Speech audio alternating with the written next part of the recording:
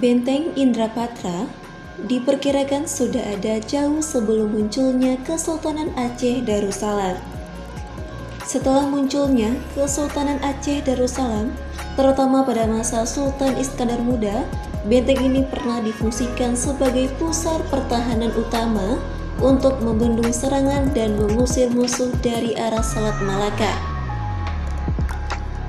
Benteng ini dibangun pada masa pra-Islam oleh kerajaan Hindu pertama di Aceh, yaitu Kerajaan Lamuri.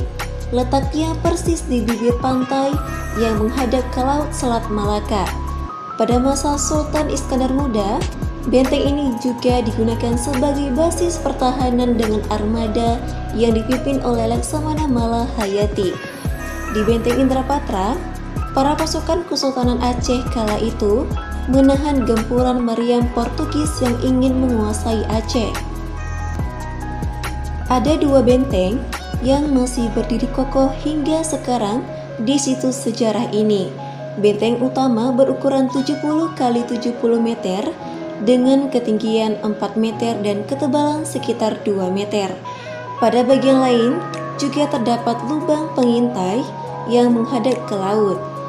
Di dalam benteng terdapat dua bangunan yang berbentuk kubah yang di dalamnya terdapat sumur.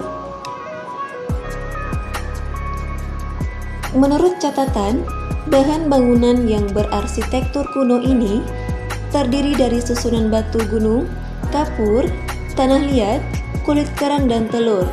Hingga saat benteng Indrapatra masih berdiri kokoh, selain menyimpan nilai sejarah yang tinggi, benteng ini juga memiliki keindahan tersendiri di mana letaknya yang berada di pinggir pantai yang indah.